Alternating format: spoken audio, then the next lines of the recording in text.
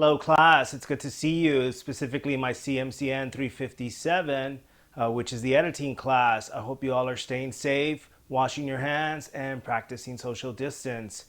Also, for those of you who are having some difficulty transitioning to online, full online or remote, just hang in there. Everyone's on board with this. This video specifically is to remind you that you do have a PowerPoint due on Friday, and selecting an editor and focusing on 3 of his or her films.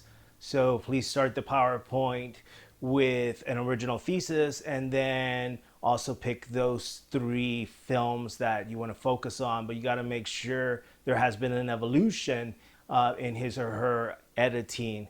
And then when you get to the conclusion, please make sure that the conclusion just doesn't summarize all the 3 films, but you actually have some reflective thought on that specific editor. Having said that, I will post an example of a PowerPoint, but more specifically, this video is going to show you a video version of a PowerPoint that I did last semester. So I hope you all enjoy that.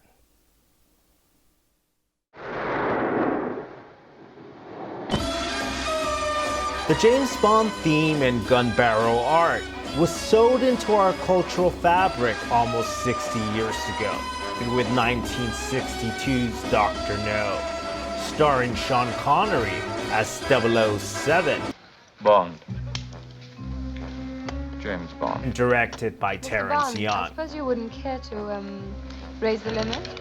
I have no objection. Yet, many key talents responsible for the genesis of the modern-day action films are not household names. Editor Peter R. Hunt is one of them, and one that deserves credit for rewriting the second draft with scissors and speed, as Hunt stated in DVD commentaries. Quote, "Move fast and push it along the whole time, while giving it a certain style," Wesson. end quote. And you've had your 6.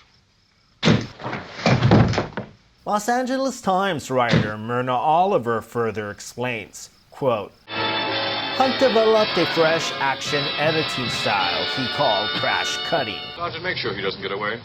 By scissoring out dull footage, such as a hero walking downstairs, he created faster pacing Cyanide in a cigarette? Fantastic. and added edge-of-the-seat suspense. The form is now ubiquitous in action filmmaking," end quote.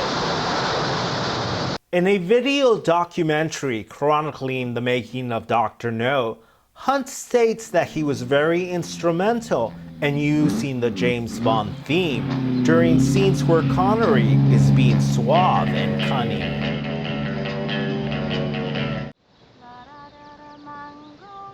Hunt also suggested that he dub Ursula Andress' voice, as her thick foreign accent was not pleasant to the ears. For an editor to make these calls, it shows that a movie could easily be co-authored, rather than the auteur theory suggests.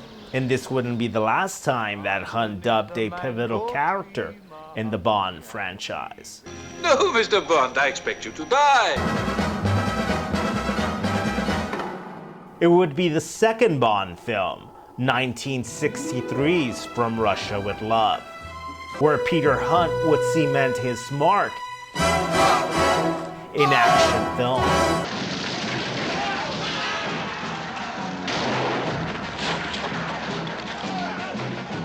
In the video documentary on the making of From Russia with Love, Hunt states that he became obsessed with the roles of films. You have to fight with the film.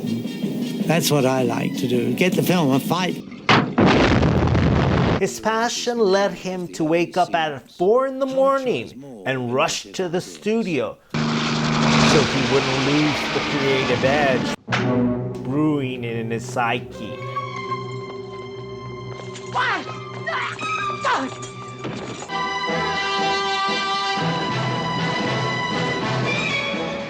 As The Guardian writer Ronald Bergman states, quote, "Hunt decided to use jump cuts and quick cutting, and very few fade-ins, fade outs, The 13th? The 14th. and dissolves, which destroys the tension of the film. The fight between Connery and Robert Shaw on board the Orient Express in From Russia with Love took a total of 59 cuts in 115 seconds of film. End quote. Hunt would edit the third Bond film, 1964's Goldfinger, with assistance from dubbing editor Norman Wanstall, who earned an Oscar for Best Sound Effects.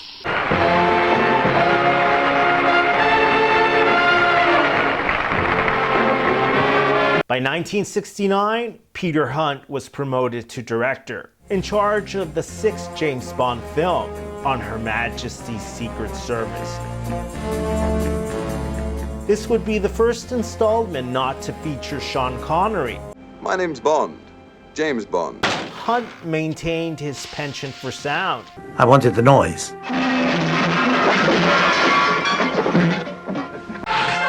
and his autonomy to change the script if it didn't suit his storytelling instincts. In the script, it was the idea that she would propose to him, but I didn't like that idea. Circa 1969 considered Lazenby's turn as 007 underwhelming.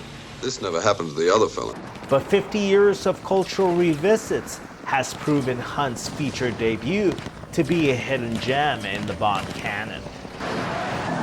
Former Times Entertainment editor Charles Chaplin began his review of the film, quote, "It is ablaze with action all the way.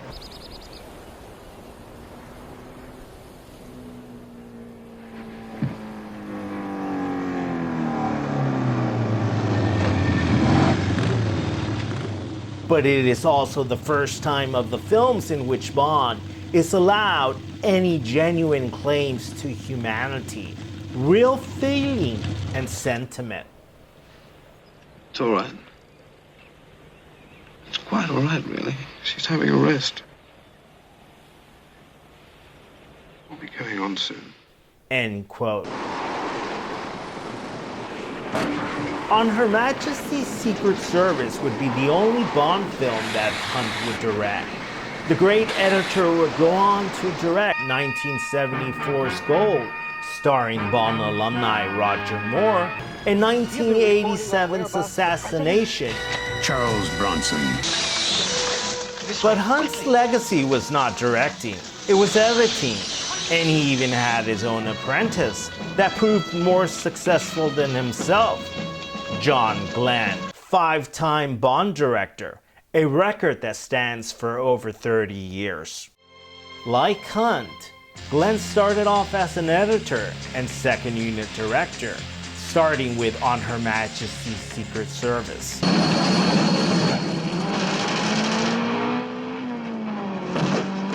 And he would continue in those roles with 1977's The Spy Who Loved Me and 1979's Moonraker. Those late 70 films showed that the Bond franchise could deliver dangerous stunts with gravity as the biggest foe. By the early 1980s, John Glenn would be promoted to director, overseeing the 12th James Bond film, For Your Eyes Only. In an episode of Sky Arts 1, Hollywood's Best Film Directors, Glenn admits that he was cautious of his new relationship with Roger Moore, as Glenn now had to concentrate more on the drama generated by thespians than the action set pieces he had fully mastered.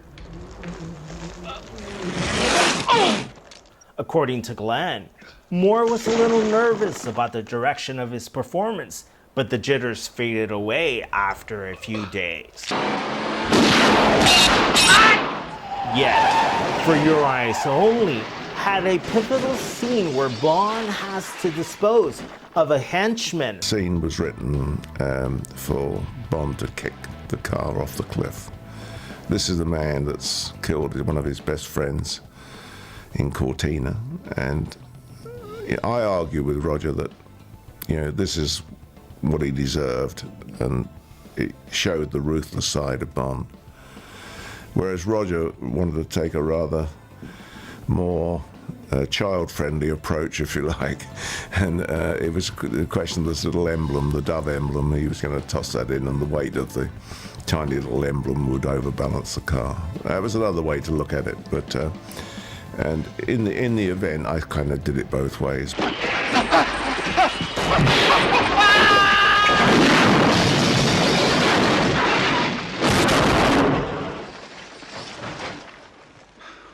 Had no head for heights.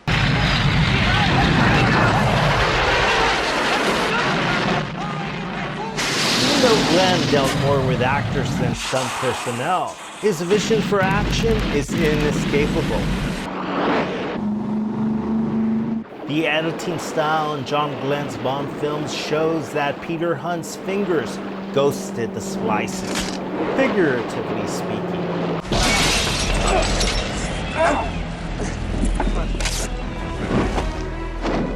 Once Glenn was finished with Bond, the next installment would be the 17th in the franchise. But the Bond series wouldn't hark back to the realism of Peter Hunt until 2006 Casino Royale, the 21st entry, and Daniel Craig's debuted as Bond. Ironically, Casino Royale would be edited by an established Hollywood director, Stuart Baird. I know you wrote the book on assaulting hijacked aircraft, but this is The editor directed 1996 Executive Decision. Who's this? 007? can accomplish miracles. What are you doing up here? Who the hell else is gonna do it? You?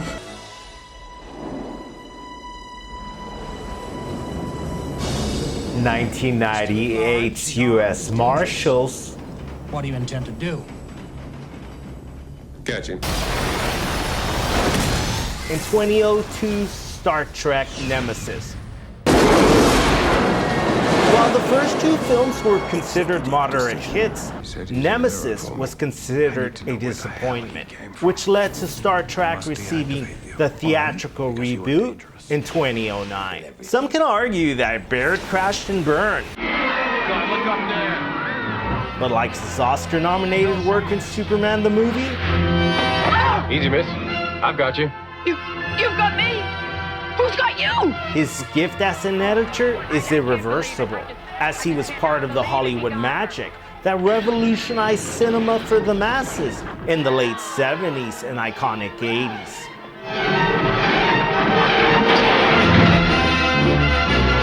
Stewart was Dick's conscience on going too far or this or that. And Dick would say, no, I want that. And Stewart would say, don't be silly, don't be daft, you can't do that. A dear friend, a great editor, an incredible contributor, and today he is a great director.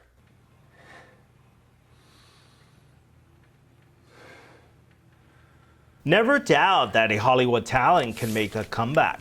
Baird has the clout of reintroducing an established brand like 007 to a post-9/11 generation, as he edited two of the most successful Craig Bond films. You changed your shirt, Mr. Bond. I hope our little game isn't causing you to perspire. A little. But I won't consider myself to be in trouble until I start weeping blood.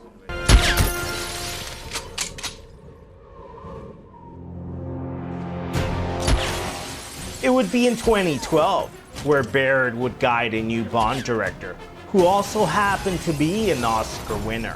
Sam Mendes, a very talented director, but he'd never done an action picture before. And then it was a real character piece rather than an action piece. And so we were trying to get the balance right, because we didn't want to throw the baby out with the bathwater. Keep the fans who like the action, which we didn't shoot the action until almost the end of the shooting schedule. So it felt very weird to have a lot of talking and no action to cut. And even though Stuart Baird didn't earn an Oscar nomination for Skyfall, he can take solace that the film received 5 nominations in categories that were instrumental in his work: Call it the inverted Hunt effect. A director edits his Bond film. Take the bloody shot! And an inspiration for editors learning to punch key commands and glide with the mouse. Even if the mouse no longer possesses the imagination of a Q Branch gadget. Think we understand each other? Grow up, 007. As Q Branch alluded, we're growing up fast now in a very accelerated form. So stay safe, practice social distance, wash your hands, and look out for another video later on towards the end of the semester explaining the last PowerPoint. See you later.